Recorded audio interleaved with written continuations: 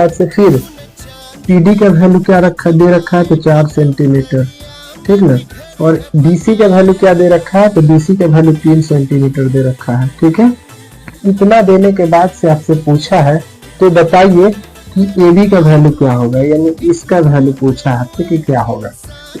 इस तरह के क्वेश्चंस के लिए आपको कुछ नहीं करना है, बस एक तरीका याद रखिएगा कि एक फॉर्मूला होता है, यहाँ से यहाँ तक की दूरी यानी पी क्या होता है, पी ए गुना का पी डी गुना पी बी, ये पूरी दूरी प्लस आधी दूरी को आपस में क्या करेंगे, गुना करेंगे। और इसी प्रकार से इस रेखा में भी वही होगा, पूरी दूरी यानी पी सी और उसके बाद से ये गुना आपका पी डी, ठीक है।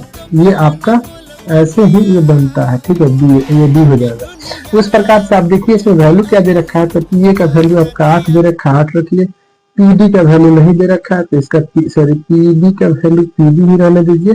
और इसमें पीसी का वैल्यू देखिए, यहाँ से लेकर के यहाँ तक की दूरी, तो यहाँ तक की दूरी 4 है और यहाँ तक की दूरी 3 है, तो ये पूरी दूरी कितनी हो जाएगी, तो कहिएगा सर 7 हो जाएगा। और पीडी का वैल्यू क्या दे रखा है, तो 4 दे रखा है।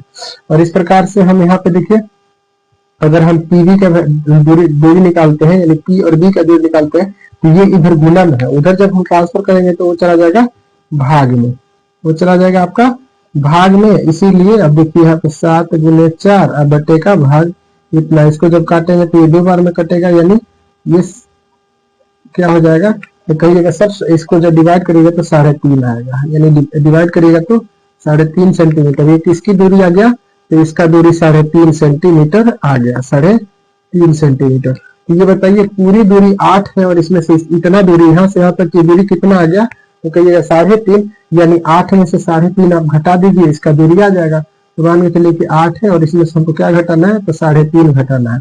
और यहाँ डेसिमल के बाद इसको 0 दे सकते हैं, 8 में से ये 5 हो जाएगा, ये हो जाएगा आपका 7 में से यानी 4.5 is the answer of this.